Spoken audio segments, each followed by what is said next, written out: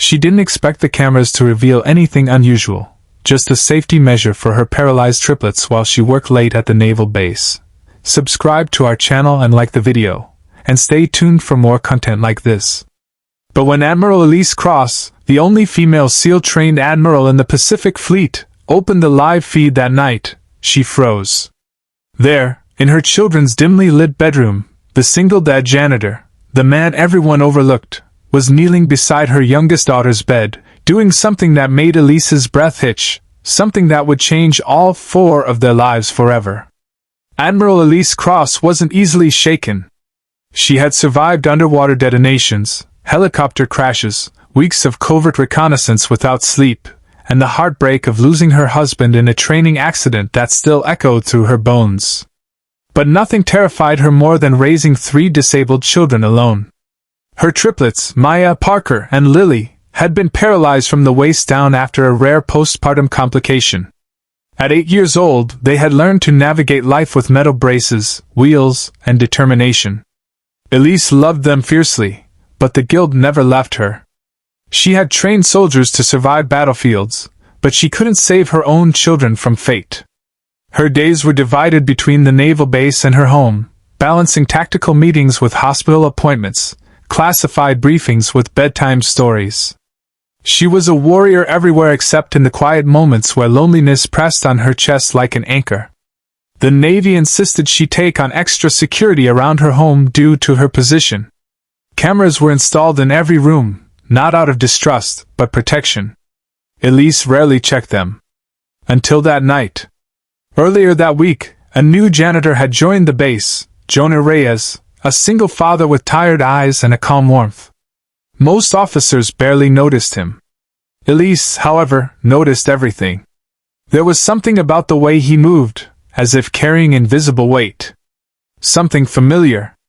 The triplets liked him instantly. He often swept the hallway outside her office, and they would roll up to him in their wheelchairs, asking about cleaning tools or about the silly drawings he kept tucked in his pocket, his daughter's artwork. He always knelt down to speak to them at eye level. Always smiled. Always listened.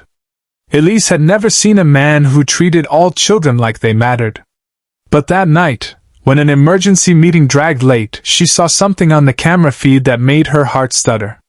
Jonah was inside her house. Inside her children's room. She didn't remember giving him a key.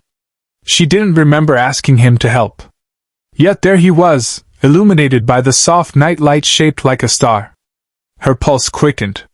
Her instincts rose, navy-sharp, precise. But something kept her watching instead of rushing home. Jonah wasn't doing anything suspicious. Instead, he was sitting on the floor, reading Maya's favorite adventure book.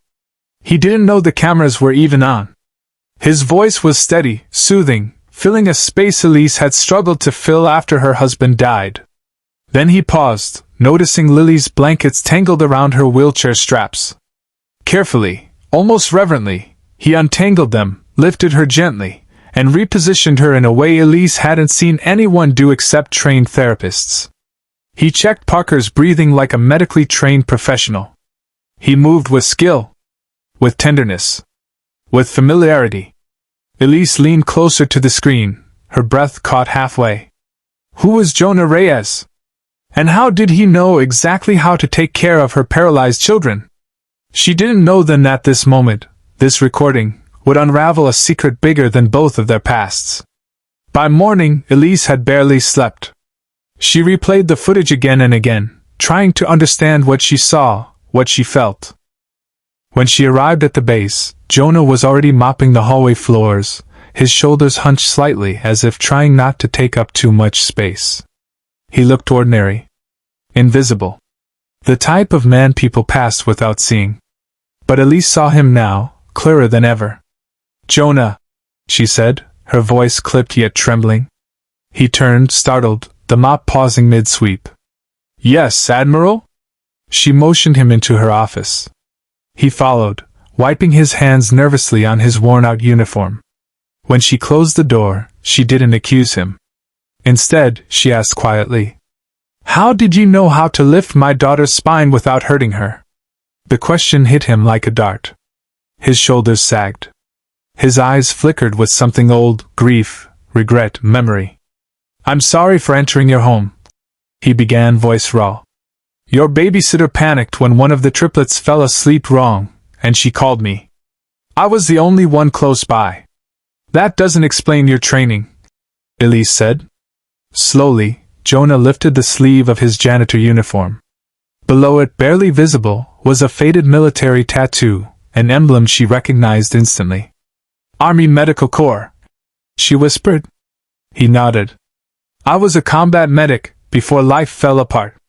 Elise felt her breath falter.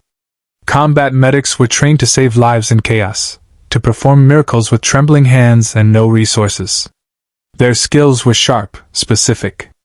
Perfect for children with fragile spines. Perfect for her triplets. Jonah sat, rubbing his thumb against his palm in a nervous habit. "My wife, she died during our daughter's birth. I left the service to raise Mia alone. Couldn't keep up with everything. Took the janitor job because it let me be near her school. And because no one questions a janitor." Elise felt her heart twist. This man had carried pain quietly, hiding behind simple tasks. He wasn't invisible, he was exhausted. A soldier buried under civilian dust. "And your daughter?" Elise asked gently. Jonah's smile was bittersweet. "She's the drawings in my pocket. She's my whole world." The room went silent. Two single parents. Two people broken differently yet standing anyway. Two worlds that were never meant to cross, but did. Then Elise whispered the truth she had buried since watching that footage. "You were the first person I've seen who didn't look at my children with pity, but with respect." Jonah blinked hard. "They're incredible," he said simply. "They don't need pity. Just someone who listens." And that was the moment something inside Elise cracked, softly, gently, like dawn breaking after years of storm. But neither of them knew that fate was about to test them. Because that night, as the cameras watched silently, one of the triplets would face a life-threatening emergency. And only one man, one janitor, one forgotten soldier, would know exactly what to do,